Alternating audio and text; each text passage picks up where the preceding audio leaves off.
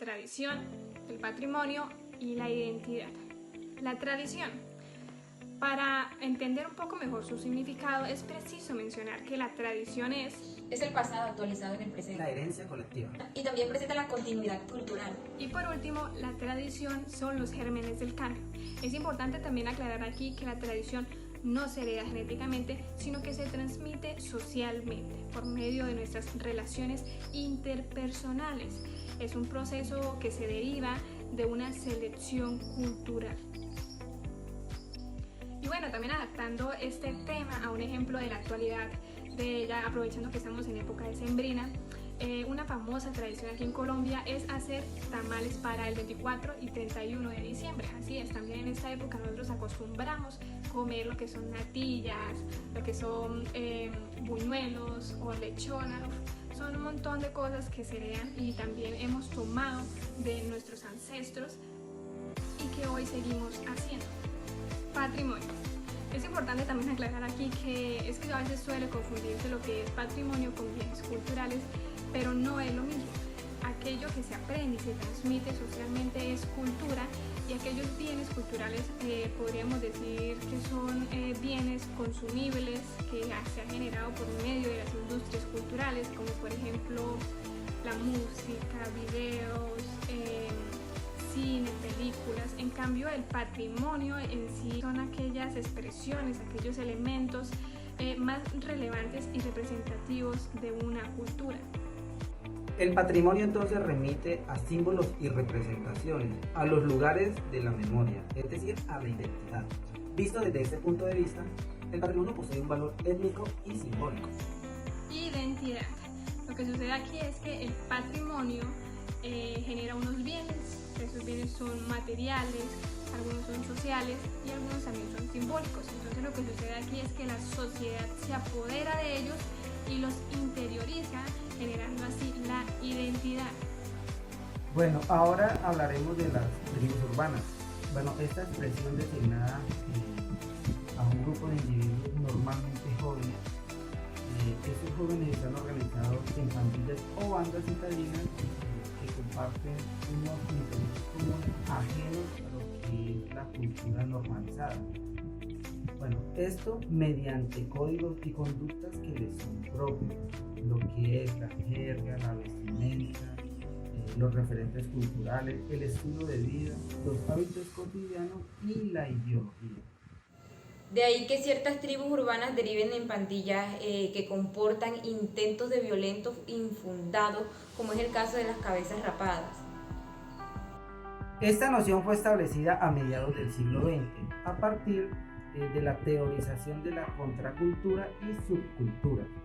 Bueno, las tribus urbanas buscan deliberadamente distinguirse del orden social, pues dominante, y desafiar lo que son los códigos naturales como un mecanismo de rebelión. Las tribus urbanas, en primer lugar, satisfacen una necesidad afectiva de los individuos que conforman cada tribu urbana, lo que facilita su incorporación a una ideología y un estilo de vida por adición emocional. Por ello no es de extrañar que algunas de las tribus urbanas tomen algún tipo de comportamiento que es inapropiado para el orden establecido. A esto se le consideran movimientos contraculturales.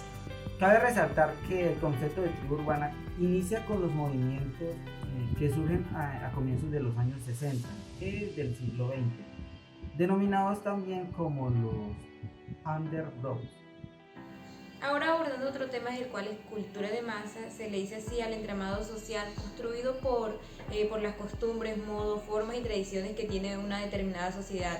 También la cultura de masa fue aquella que primera vez comenzó a tener en cuenta a los integrantes de la sociedad como consumidores. Entonces este término nació luego de que la Revolución Francesa en 1789, ya que hasta ese entonces la sociedad en su totalidad no era tenida en cuenta o en consideración. Entonces esta cultura se caracteriza por el surgimiento de los primeros medios masivos de comunicación, la imprenta, la radio, el cine y posteriormente la televisión y actualmente el internet. Y precisamente en relación al comportamiento de los consumidores, en esa primera aproximación que se hizo de la cultura de masas, los consumidores eran considerados como simples receptores de todos aquellos estímulos que generaban las marcas predominantes.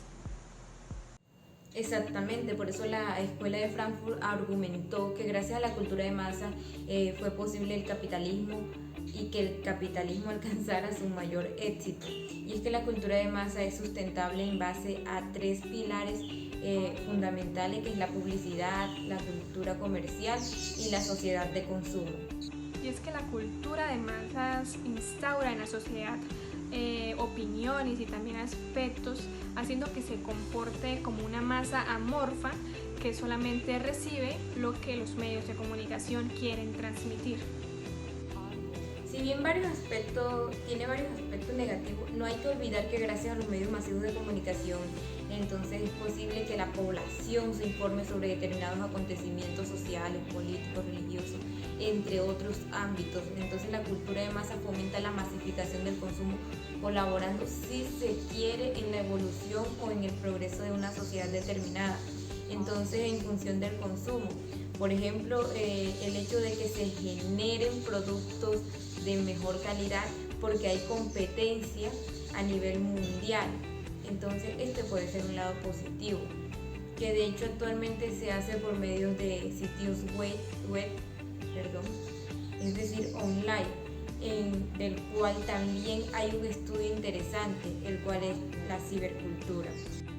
En ese orden de ideas se podría decir que la cultura contemporánea se define como la cibercultura o el ciberespacio, o citar a un experto en el tema, que es Perry Levy, que designa el ciberespacio como un universo de redes numéricas que se ha constituido en un lugar de encuentro en la cultura contemporánea.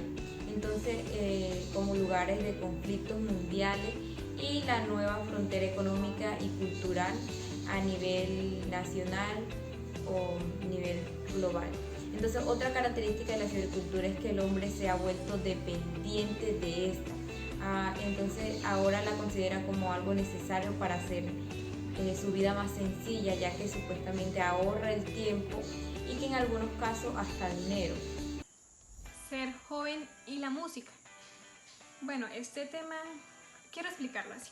A mí me gusta demasiado, yo soy joven y me gusta el K-pop, me gusta el reggaetón, me gusta el pop, me gusta el rock, me gusta la salsa, el vallenato, bueno, me gusta de todo.